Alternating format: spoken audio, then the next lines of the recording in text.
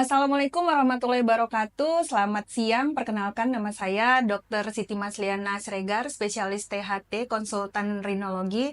Hari ini eh, topik daripada skill lab yang akan kita lakukan adalah pengambilan benda asing di hidung. Benda asing di hidung itu paling sering pada anak-anak, terutama usia antara 2 tahun sampai dengan 5 tahun. Kemudian untuk benda asing di hidung itu pastinya ada dua ya, benda asing makhluk hidup ya, seperti misalnya lintah ataupun pacet ya kan. Kemudian benda asing benda mati seperti misalnya manik-manik, kemudian baterai dan lain sebagainya. Jadi hari ini saya akan memperkenalkan bagaimana teknik untuk pengambilan benda asing pada hidung, dan kali ini kita punya pasien simulasi manekin yang nantinya ini berperan sebagai pasien untuk anaknya, kemudian pasien simulasi di belakang berperan untuk sebagai orang tuanya. Pertama-tama yang ingin saya perkenalkan dahulu adalah alat, ya, instrumen apa saja yang kita butuhkan untuk pengambilan benda asing di hidung. Pertama itu adalah lampu kepala, seperti yang telah saya gunakan, ya. Jangan mengambil benda asing tanpa menggunakan lampu kepala, karena nanti kita tidak bisa melihat benda asingnya. Kemudian yang kedua adalah spekulum daripada spekulum hidung, ya. Nah, di sini kebetulan spekulum yang tersedia adalah spekulum dewasa. Nantinya ketika para mahasiswa ingin mengambil benda asing pada hidung anak, perhatikan spekulumnya, spekulum hidung ini ya, harus dengan spekulum yang sesuai dengan rongga hidung anak, ya. Ada berbagai ukuran spekulum hidung, nanti mahasiswa untuk keterampilannya bisa menyesuaikan dengan spekulum pada anak yang pastinya lebih kecil daripada spekulum hidung yang saya pegang ini, ya. Kemudian yang kedua, instrumen yang kita gunakan sebenarnya adalah ini kita simulasikan ini sebagai namanya forceps, forceps untuk ini bukan ya, sebentar. Kita umpamakan yang ini ya. Kita umpamakan yang ini adalah alat untuk mengambil benda asing di hidung, ya. Yang tadi saya tunjukkan itu adalah krokodil untuk pengambilan benda asing di telinga. Tapi untuk pengambilan benda asing di hidung, kita gunakan yang seperti ini. Sebenarnya ada yang lebih standar, ya, yang harus digunakan terutama bagi mahasiswa yang nantinya menjadi dokter di vaskes primer, ya. Mungkin nanti bisa ditayangkan pada slide bagaimana sebenarnya forceps ataupun tang ekstraksi korpus yang benar dan seharusnya, ya. Nah, pertama-tama kita inform consent dulu kepada pasien, ya. Inform consent ini penting karena kita tahu bahwa pengambilan benda asing akan mengakibatkan beberapa komplikasi. Yang pertama adalah perdarahan pada hidung, ya. Kemudian yang kedua adalah benda asing lebih terdorong ke belakang sehingga beresiko untuk masuk ke area daripada laring-faring, yaitu ke daerah bronkus ataupun ke esofagus. Sehingga inform consent sangat penting kita lakukan kepada orang tua daripada pasien yang mengalami corpus alienum di hidung, ya. Di sini saya akan mencontohkan inform consent-nya. Pak, di sini saya akan melakukan pengambilan benda asing pada anak Bapak. Mungkin ada beberapa nanti komplikasi yang bisa terjadi, yaitu bisa perdarahan, keluarnya darah dari hidung, ataupun masuknya benda asingnya dari hidung nanti ke saluran nafas atau saluran makan. Tapi bagaimanapun saya selaku dokter akan melakukan semuanya dengan hati-hati. Apakah Bapak setuju untuk kita lakukan pengambilan benda asing? Setuju tuh. Oke. Nah, yang kedua adalah posisi daripada pasien, ya. Posisinya adalah sebagai orang tua, anak di pangku tepat berhadapan dengan kita sebagai dokter pemeriksa.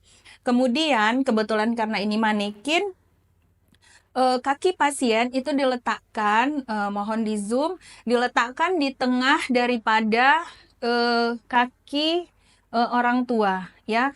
Kemudian kaki si anak memohon untuk kakinya disilang,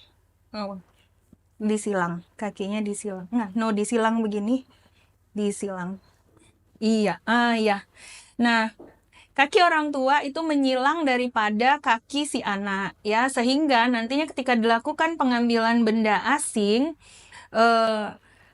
kaki tidak akan mengganggu dokter untuk mengambil benda asing. Kemudian tangan orang tua memeluk seluruh badan daripada anak, termasuk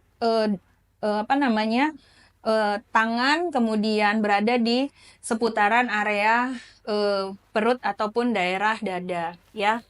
Nah, seharusnya kita butuh satu lagi asisten, yaitu seorang perawat. Tujuannya adalah untuk mempertahankan posisi kepala sedikit fleksi, ya. Jadi posisi kepala tidak boleh ekstensi, tetapi harus sedikit fleksi, dan ini harus ada perawat ataupun asisten ataupun keluarga dari pasien misalnya yang memegang seperti ini dari belakang, ya. Tujuannya untuk fiksasi supaya kepala anak tidak bergerak ketika kita mengambil benda asing di hidung. Nah, sekarang saya akan mencontohkan. Yang pertama adalah cuci tangan terlebih dahulu, ya. Sudah pasti cuci tangan 6 langkah. Kemudian memasang handscoon. Sebelum memasang handscoon, sebaiknya segala perhiasan, kemudian baik itu seperti cincin, ya, kita lepas, ya, agar tidak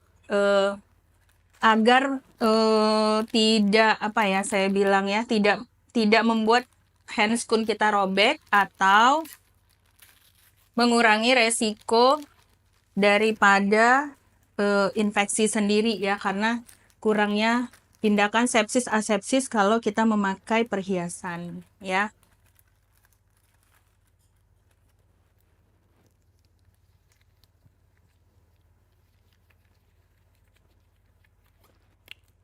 Oke, kita anggap bahwa si anak sudah dipegang kepalanya oleh perawat kita, ya, dengan posisi biparietal, ya, tangan di samping daripada parietal dan pipi daripada pasien.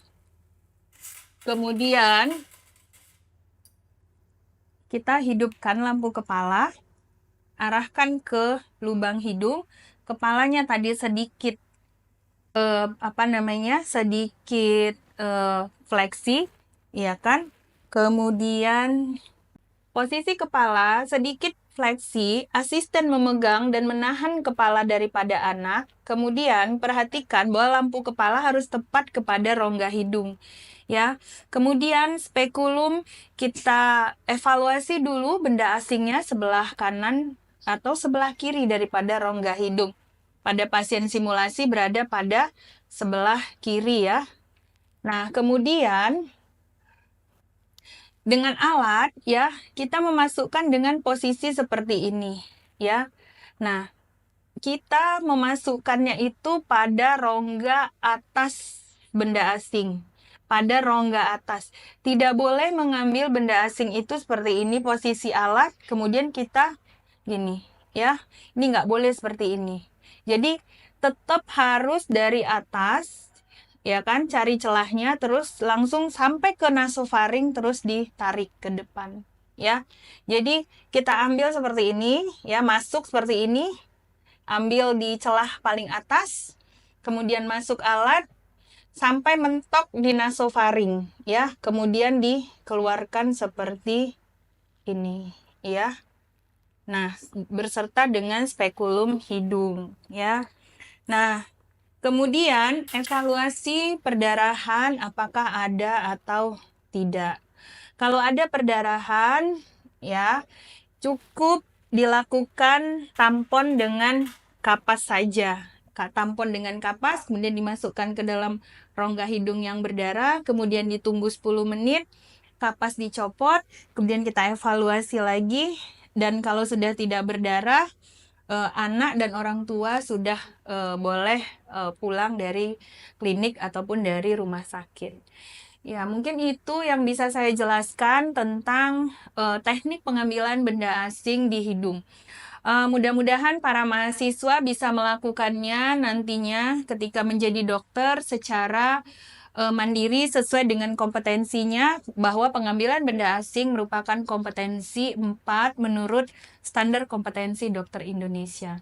Terima kasih. Assalamualaikum warahmatullahi wabarakatuh.